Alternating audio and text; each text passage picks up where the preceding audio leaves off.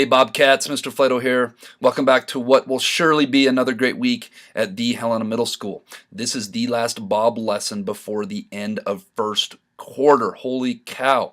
This year is flying by as they usually do. So what does that mean? That means we got to get our missing assignments turned in. We got to kick it into overgear. We have to finish strong. It's not always how you start in life. You can have slow starts in life, but we have got to finish strong. So if you have missing assignments out there and your teachers allow you to turn them in, get them done. If you have corrections that need to be made on something so that you can be your best academically and your teachers allow that, get that done. This will also be the last Bob lesson where I'm talking about academic stuff before I move on. Gonna finish this little part on academics on talking about delayed gratification and investments and how we have to invest in life and how the smartest investment you can make is in yourself. Yeah, you right there. You in the back talking. Yes, you. You in the front too. The smartest investment you can make is in yourself. So let's get rocking and rolling on that. Hope you guys make this a great week. Finish strong on the last week of the quarter. Go out and make it a great week, Bobcats. All right, as I mentioned, this week's Bob lesson is going to be titled The Smartest Investment. But first, let's be our best at HMS this week. Let's be safe, let's be responsible, let's be respectful, and let's be a learner. All right, let's start this Bob lesson by me asking you a question.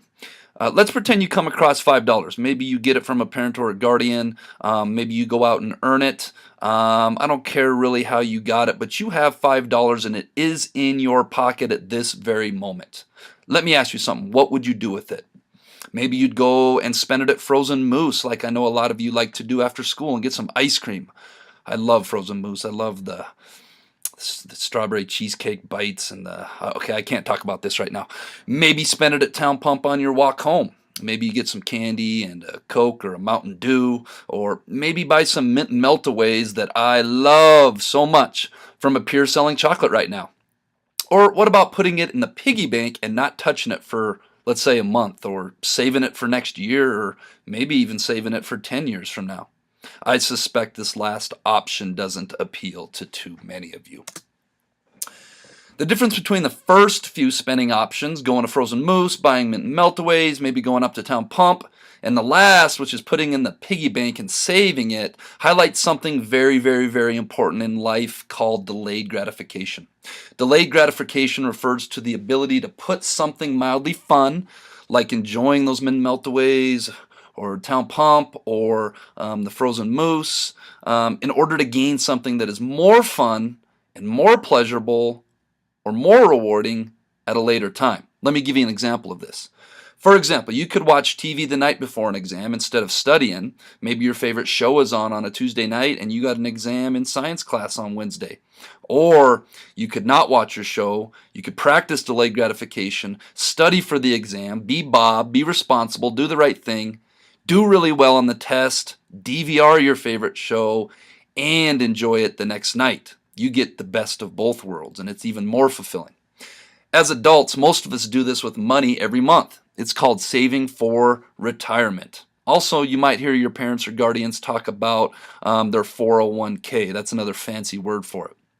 How this works is we take money that we earn working every month, and we take a certain percentage, sometimes anywhere between 5 to 15%. 15 is a little on the higher end, 5 might be a little on the lower end, and we invest it for the future. We take that money, we invest in the stock market, so that one day, after 30 years of working in a career, or 25 or 40 or however long you want to work, you have money saved up so you can retire.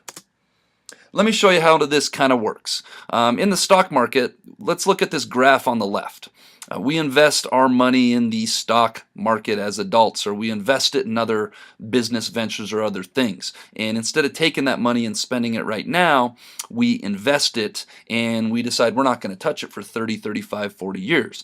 And as this money is invested, the money grows in value. If you look at, this is a typical stock market data chart showing the value of something, and hopefully what starts out as a little minimal investment and we keep adding to it every month, by the time we go to retire, we have a whole lot of money waiting for us so that we can just vacation or travel, or maybe buy a home in Phoenix, or just not work and enjoy our life when we get to be a little bit older. Well, this takes delayed gratification. That 5 to 15%, which could come out to several $100s that we could be spending now on frozen moose or on vacations or new clothes or maybe a fancy car or whatever it is that people like to spend that money on, we don't get to spend that now. We practice delayed gratification so that in time that money is worth a whole lot more. Let me share a statistic with you that I learned in my studies once upon a time. Let's say that you put yourself in that position where you're 18, 20, 25, and you're working your first job.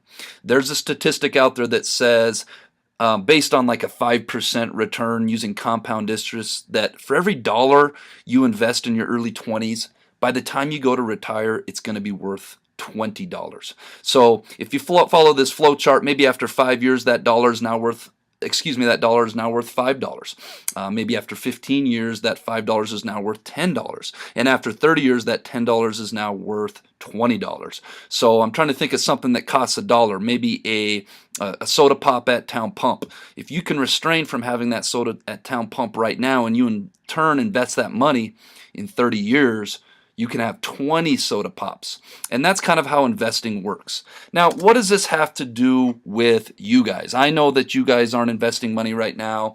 I get that you guys are a little ways away from being in the real world, but I wanted to give you an example of how this may look for you, because I wanted to show you that as adults, this is what we do, many of us do, and as kids in middle school, there's a different kind of investment I want to talk about today. So let me ask you a second question. Which would you rather have? If I told you you could have 5 to 7 years of happiness or 60 years of happiness, which would you choose? Now, this isn't a hard question. I'm sure that the majority of you, or hopefully all of you, would choose, well, Mr. Flato, that's a silly question. I would rather have 60 years of happiness. Okay, well, let me put this in terms that you guys can understand. For many of you, you guys are making an investment right now. It's called investing in your education. It's called coming to school every day and working hard. And for many of you, 6th graders through 8th graders, you only have 5 to 7 more years of this to go. And if you put in the time now and you buckle down and you invest in coming to school when you don't feel your best, working hard when you would rather be playing video games or hanging out with your friends at night, buckling down, putting in the time now, investing your time and your energy into your academics and your gaining of knowledge right now, that's going to set you up very nice for the next 60 years of your life. And that 60 years of your life may start when you're 18, it may start when you're 22, it may start when you're 25. It's going to start one of those years, and you're going to be faced with the reality that now I am an adult living in the real world. Some of you are wasting these years right now. Some of you aren't doing your homework. You're showing up to school, maybe getting asked to leave class if you're not being Bob. And I know that as a 11 through 14-year-old, it's probably fun. It's probably more fun to go hanging out with your friends and not doing your homework. And maybe these next 5 to 7 years, that's what you want life to be. But you can't have both. You can't have not doing homework, not being Bob for these next 5 to 7 years, being lazy, and then have a great 60 years after that, because you're probably not going to have a great 60 years after that when the real world kicks in. For many of you that show up every day and you are Bob and you're doing the right thing, you're working hard, you're studying hard, you're being respectful, you're being responsible, you're being safe, and you're being a learner, this 5 to 7 year investment, and maybe for some of you another 2, another 4, another 6 years after that, is going to pay off in huge investment dividends. So something to think about right now. That leads us to this week's quote of the week, another one by Warren Buffett, and this is kind of where I got the title of this B.O.B lesson. The best investment you can make is in yourself. Something to think about when you come to school every day. When you're working hard and you're being Bob, you are investing in yourself because you're investing in putting yourself in a great situation for your future. All right, this week's Jellybean question of the week winners are Schuler Crone, I hope I pronounced that right, Lizzie Johnson, Evie Flanagan, Jason Mandy, and James Freiberg. Great job, everyone. And that was the question that said, on average, how much more money would you make in a lifetime having a bachelor's degree versus having a high school diploma? And I think the answer was like $964,000. That's a lot of money. All right, this week's Jellybean question of the week is, earlier in this lesson I mentioned that in your early 20s, for every dollar you invest at the beginning of your career, How many dollars will that dollar grow into by the time you're ready for retirement? If you think you know the answer, get your name, make sure your name is legible, and get it in the Bob box by Friday, and I may draw your name to win jelly beans. All right, folks, last week of the quarter. I hope you guys make this the greatest week of your academic year so far. Buckle down, get that missing work turned in. Be Bob, and as always, make it a great week at the Helena Middle School.